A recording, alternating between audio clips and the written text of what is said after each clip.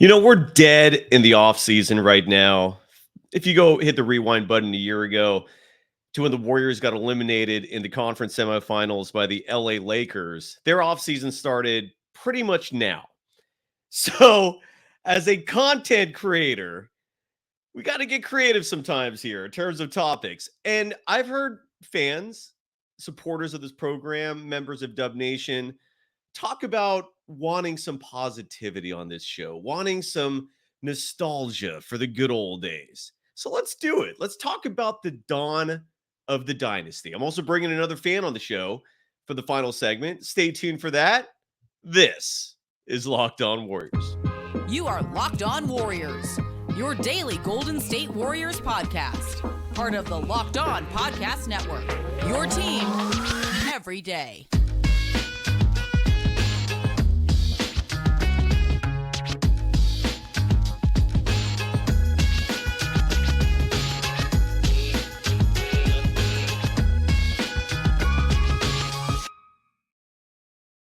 Thank you for making Locked On Warriors your first listen every day. We're free and available wherever you get podcasts and on YouTube. We're part of the Locked On Podcast Network, your team every day. Today's episode is brought to you by the official sports book of the Locked On Podcast Network, and that's FanDuel. Make every moment more right now. New customers get $150 in bonus bets with any winning $5 bet. That's $150 with any winning $5 bet. That's a hell of a promo. Visit fanduel.com/locked on to get started. You can follow me, Cyrus Saatsaz, on Threads at Dog Wild. The program is also on that platform at Locked On Warriors. Thank you for joining us as always. And for today's show, again, I want to hit the rewind button. I want to take a step back to when this Golden State Warriors dynasty began. In fact, I've been a writer for a very long time. I actually have a published book. This was published back in 2011. It's all about surfing, so nothing to do with the Warriors. But regardless, I've been a writer for over 20 years. I'm going to get back into that scene. Why not? And I've got a potential offer lined up where I'm going to be writing some regular content pertaining to the Golden State Warriors. So stay tuned for that. And I haven't been writing consistently in years, but back when I was, one of the stories I published was about the dawn of the Golden State Warriors dynasty. When did it actually begin, right? Like, is there a specific moment you can pinpoint that specifies where it all started? And I always like to think back to this particular moment. This was back in, I believe, 2000.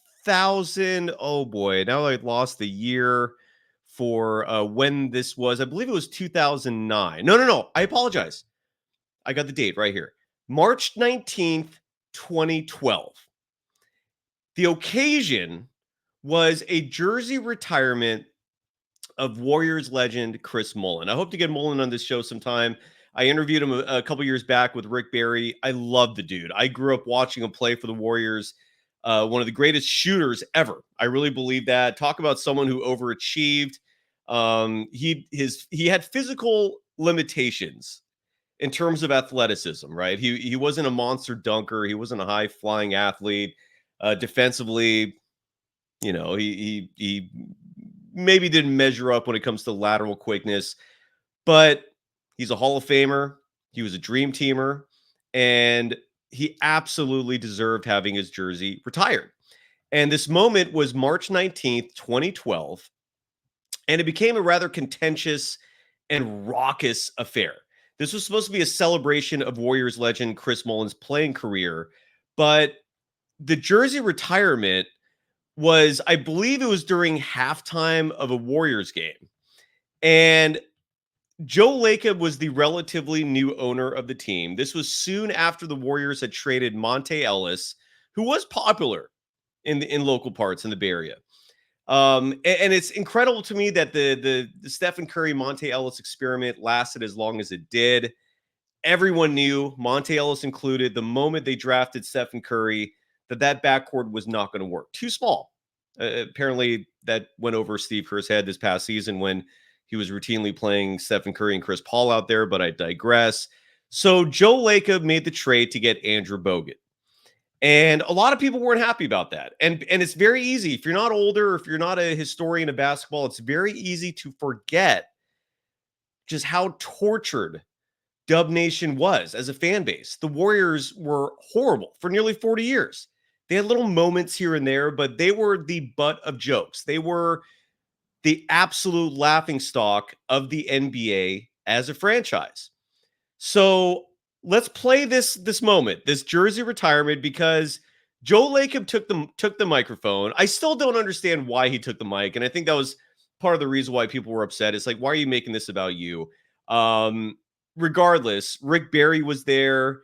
He took the mic near the end to calm the crowd down, to remind them that the team has a new owner, that Joe Lacob was not Chris Cohan, an awful owner, by the way. Chris Cohan once invited me to sit in his owner's suite during my radio days. Myself and a couple other colleagues were invited. It was a total PR move on his part so that we could talk, kindly about him on the show.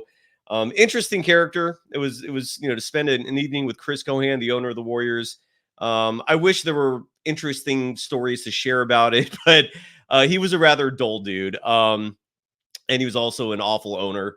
The Warriors rarely achieved success under his tenureship. So Joe Lacob takes over. And again, this was a jaded fan base.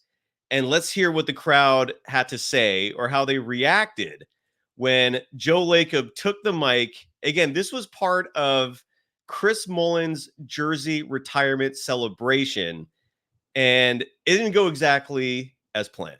Well, that concludes our ceremony. I think we have one other thing to do tonight, don't we? We've saved the best for last. Let's bring up the owner. And real fast here, that's Greg Papa. He was the longtime voice of the Golden State Warriors before Bob Fitzgerald took over. So in case that voice sounds familiar, that's who that was. That's Greg Papa. Let's continue. For the Golden State Warriors, Mr. Joe Lacob.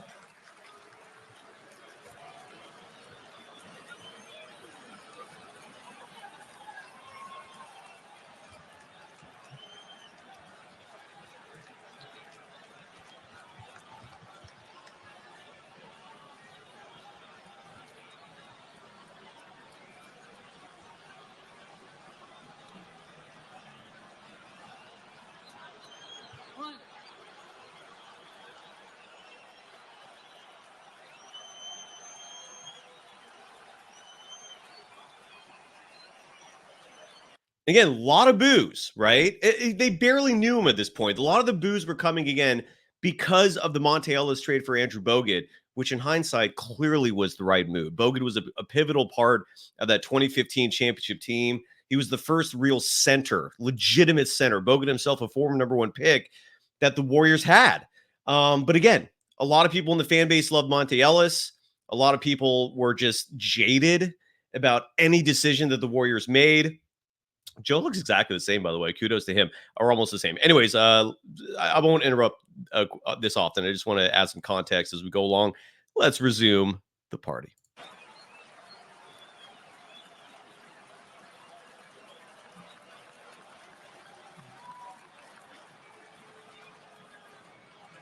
Tonight, now that we got that over with, tonight is about two things: embracing history and respect.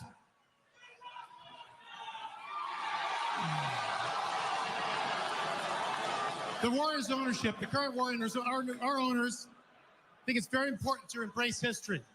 Something that's been done in the past, perhaps, as well. And when you speak of Warriors history, there's no one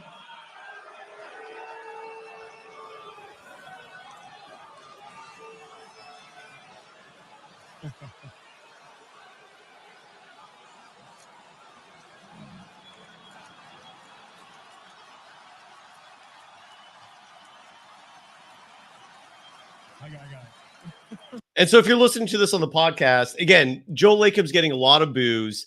So Chris Mullin steps up and takes the mic, trying to defend Lacob from what was it was very unfair what the fan base was doing. But again, nearly 40 years of just abysmal content. And when I say content, I mean Warriors basketball. As the greatest fans in the NBA, as everyone stated, Sometimes change is inevitable, and it's going to work out just fine.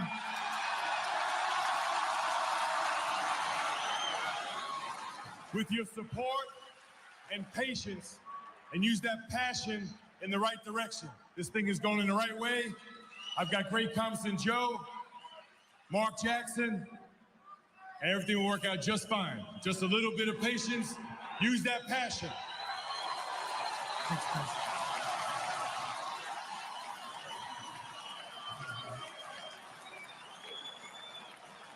Okay.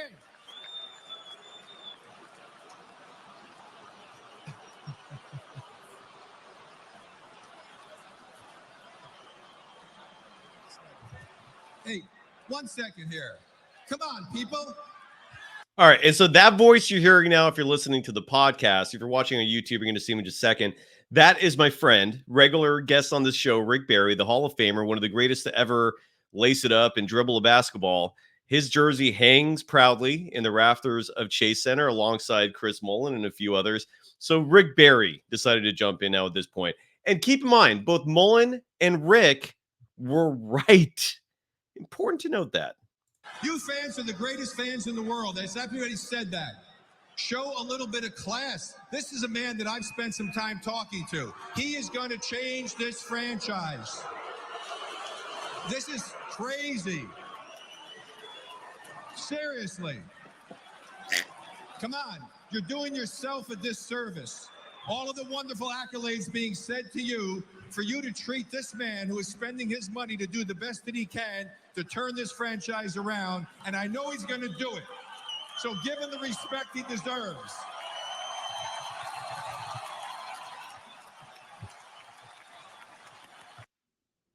And there you go. And that was Rick. And, and I really hope to this day, Joe Lacob acknowledges that how strongly Rick advocated for him because he turned that crowd around. And look, they were right. Everything changed. Happy ending to the story. Joe Lacob, safely we can say now, one of the greatest owners in the history of Bay Area sports franchise history, or whatever I'm trying to say there.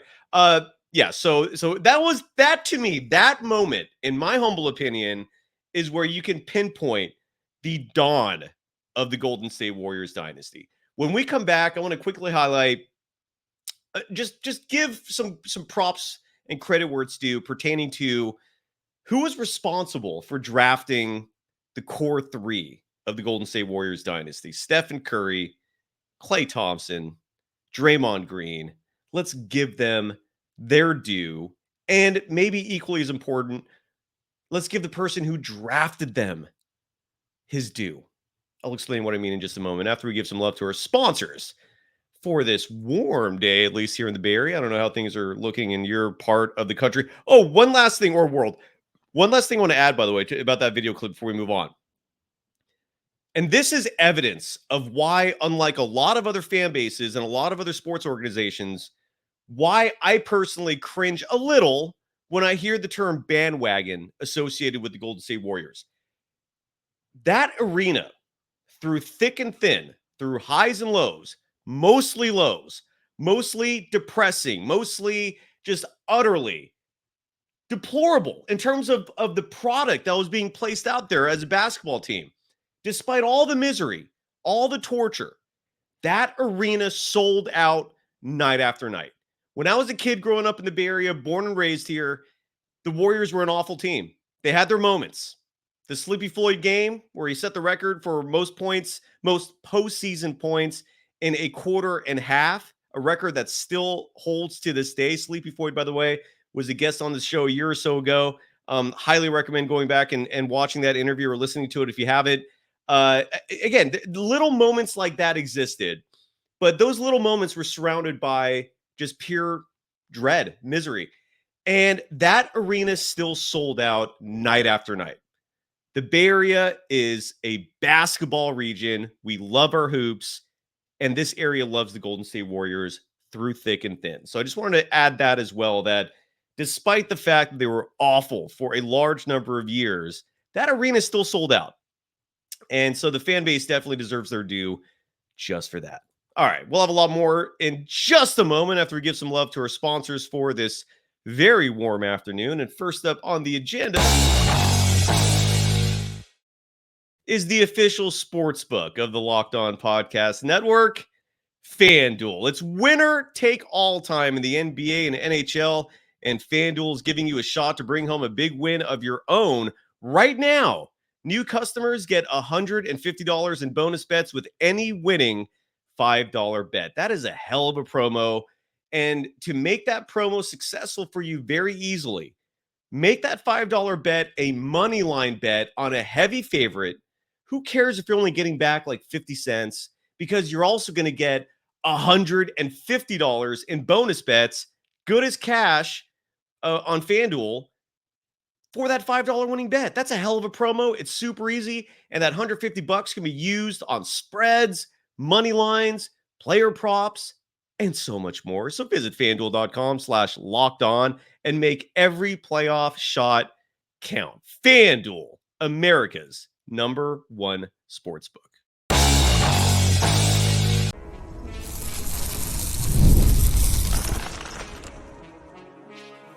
You are Locked On Warriors, your daily Golden State Warriors podcast. Part of the Locked On Podcast Network, your team every day.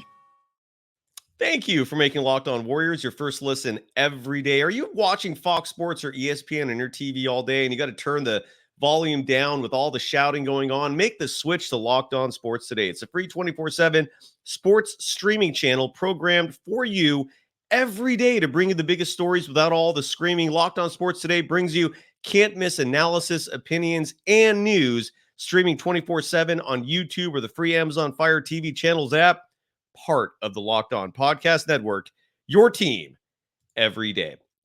I want to quickly give the man responsible for Stephen Curry, for Klay Thompson, for Draymond Green, his due.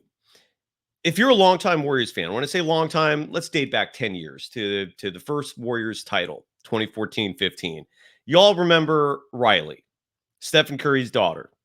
She's adorable, and she's grown up into an adult, which is crazy, watching those children grow up right before our eyes. So she's not as little as she was, but she clearly won over a lot of the nation, certainly won over the vast majority of Dub Nation.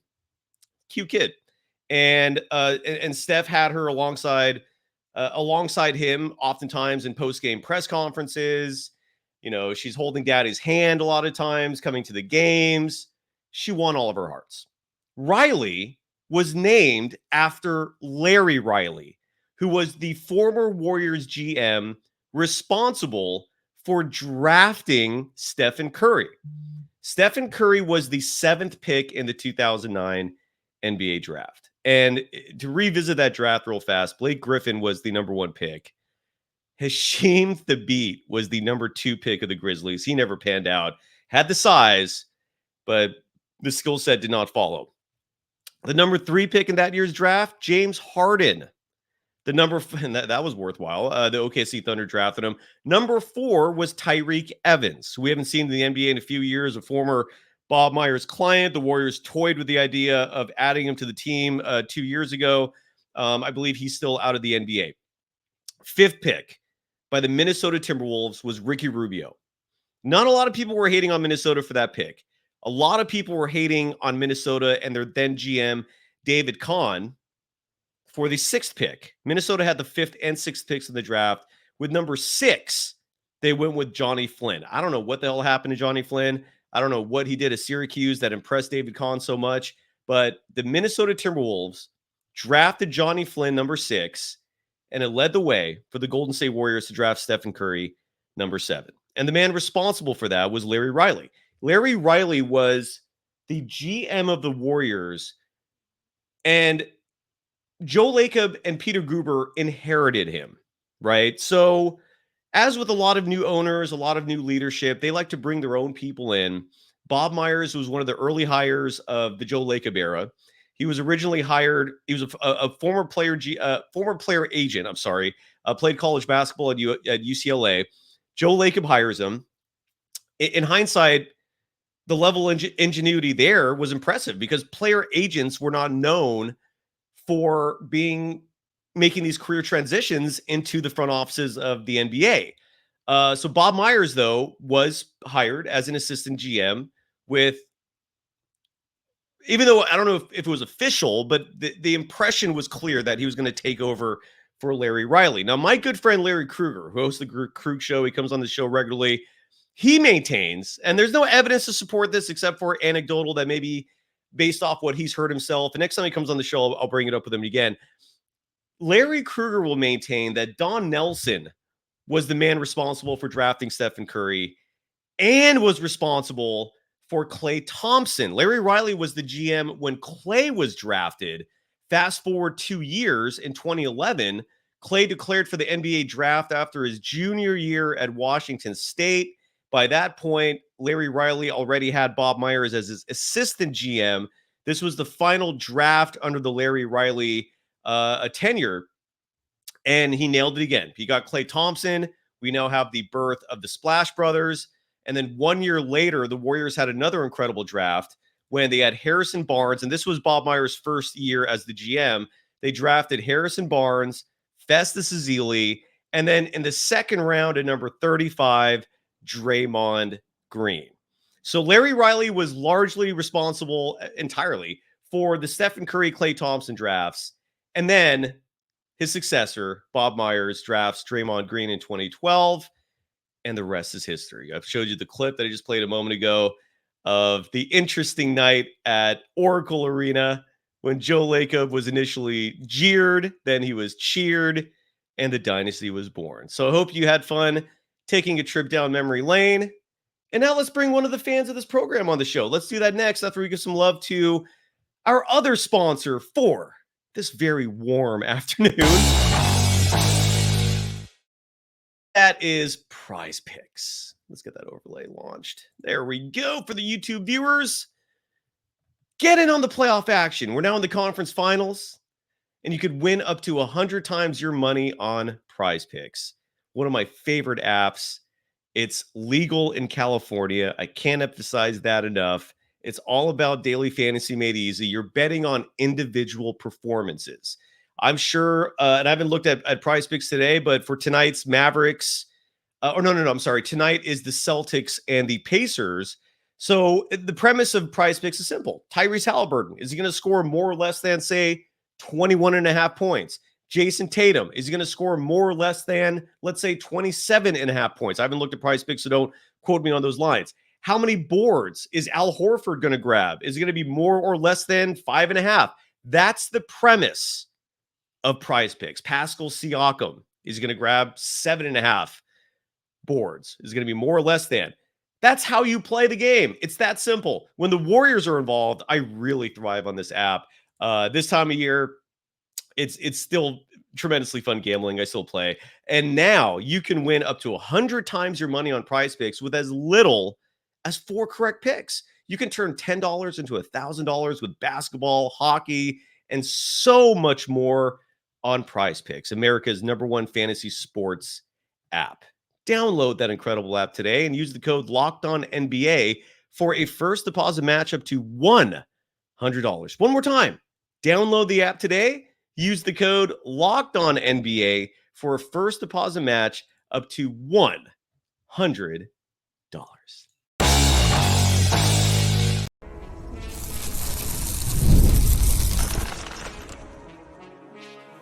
You are Locked On Warriors, your daily Golden State Warriors podcast. Part of the Locked On Podcast Network, your team every day. Thank you for making Locked On Warriors your first listen every day. For the everydayers, we're going to be rolling all summer.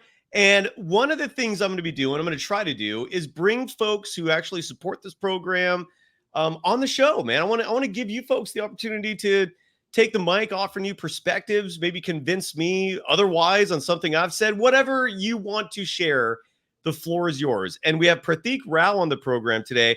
Prathik, the moment I turned the camera on and saw your face, again, I recognized we bumped into each other last year at a Warriors store inside Chase Arena during, as you pointed out, the Warriors-Grizzlies game that we both went to. Great to see you again. And how are you doing? And what are your initial thoughts on the Warriors offseason so far, if anything? It's great to see you, Cyrus. Thanks for having me. I really appreciate the opportunity. Off season's been pretty quiet, I think. Probably just waiting for the playoffs to end before some serious stuff goes down. But I'm very excited for the prospects. I do think we're like a move or two away from being right back in contention, which is a great spot to be in. So I'm very excited for what the Warriors have in store. Yeah, maybe like asking what you think about the offseason is the wrong question because you're right. Nothing's happened so far. Maybe the better question is this. What were your thoughts on the season that just finished? The Warriors won 46 games. You hear Steve Kerr spinning it as, 46 wins will get you to the playoffs in a lot of instances. I mean, come on, man. That's, if 46 wins will also not get you in. There's a lot of examples of that.